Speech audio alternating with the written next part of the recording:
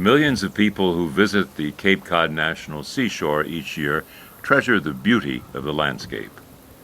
They marvel at its dunes, its marshes, its meadows, and its forests. They enjoy its ponds and especially its ocean beaches. The Cape Cod National Seashore is the anchor of open space protection for the Lower Cape. Well, in my opinion, the Cape Cod National Seashore is probably the best thing that's happened to the Lower and Outer Cape for generations. It has provided a large amount of buffering and open space protection, which is mandated and protected and preserved well by the Park Service staff. This National Seashore back in 1962 was one of the best things that ever came along for Wellfleet and the Lower Cape.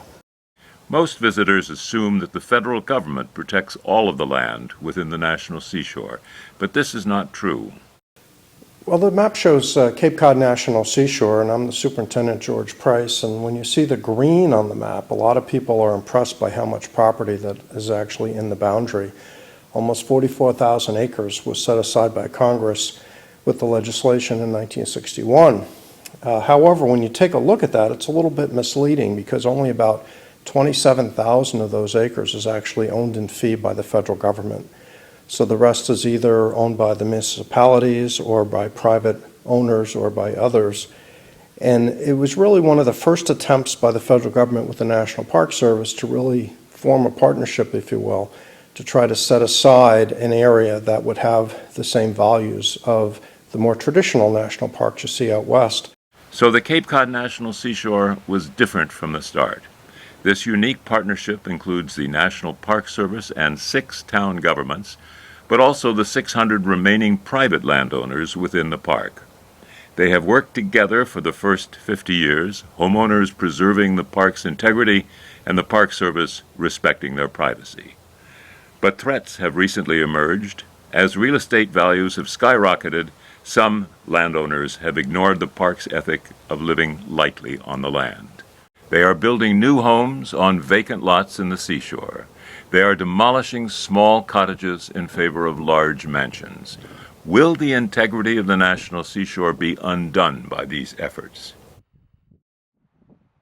The Park Service has shown that it can work creatively with private landowners who want to preserve their land in the park. People like the Falk family. There's something about coming here that people love. This is so beautiful. But if you put a bunch of little houses up around it, you've ruined the very thing that you value about it. Lee Falk was a professional writer and theater icon in the 20th century who was best known as the creator of the comic strips The Phantom and Mandrake the Magician. He built a beautiful sprawling home named Xanadu in Truro atop the Pamet River Valley in 1956. When Lee Falk passed away, the family faced the tough decision of having to sell it. His daughter Valerie Falk, now the only year-round resident of Xanadu, was unaware of conservation options at the time, but she knew that it needed to be protected. A compromise was arranged that allowed the family to sell Xanadu to the National Seashore with a reserved life estate. This enabled the entire family to have exclusive use of the house through the lifetimes of Valerie and her stepmother. Since the National Seashore owns the property, it will remain safe from future development.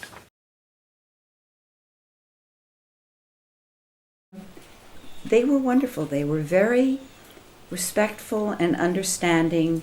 They did not make any promises that they could not fulfill, but they were always positive. And eventually, when it goes, they'll still be able to come back up to the top of the hill. Nobody will buy it and rip it apart and build something huge and ugly in its place and violate it.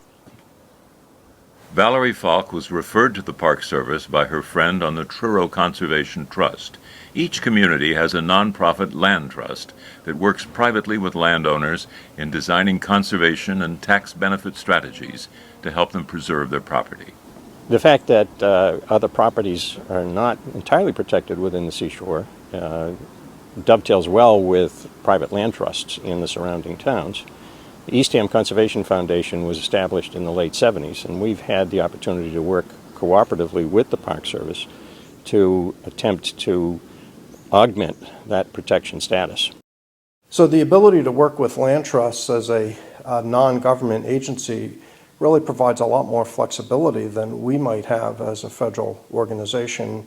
And frankly, there's advantages to a private property owner to work with the private land trusts as well. And from our perspective, we don't really care who actually owns the property as long as it's protected.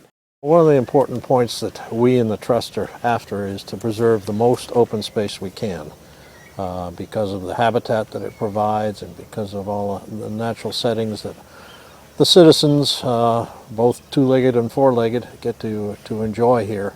One advantage of working with a private land trust is the word local. It is locally organized, it's locally managed, and the folks who are involved with it understand local conditions. We are probably more flexible and quicker to act than the federal government on some of these conservation efforts.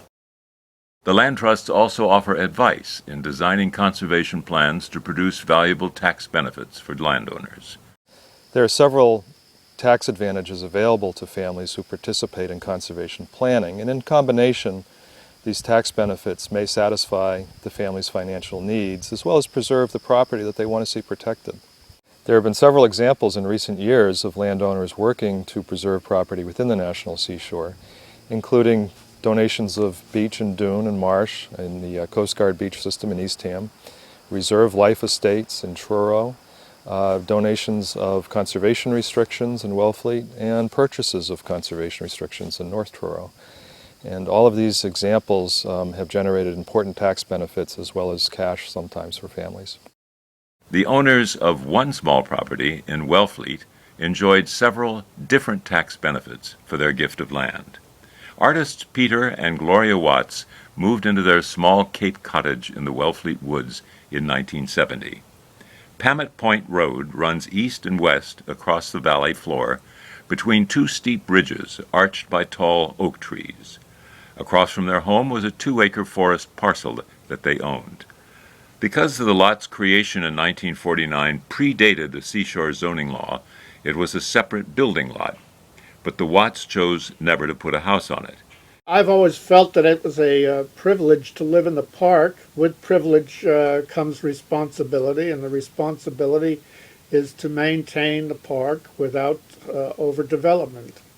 In 2007, the Watts approached the Wellfleet Conservation Trust with an idea to protect the vacant lot and its steep wooded slope with a conservation restriction.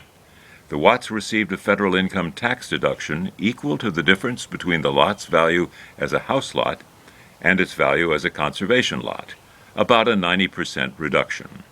The town lowered the property tax by 90%. After donating the conservation restriction, the Watts still owned the land but never used it, so they decided to receive a third tax benefit in 2011.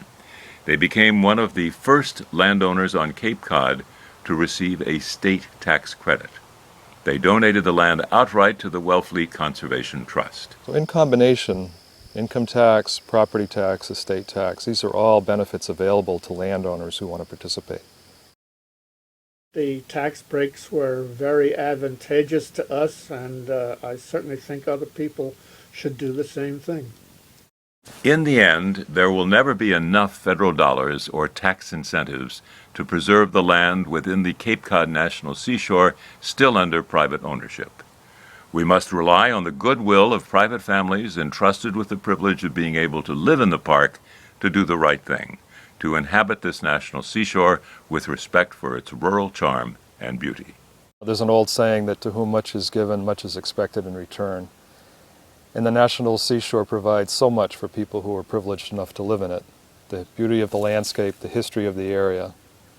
But the National Seashore asks so little in return, simply for people to respect the mission of the park and to live lightly on the land.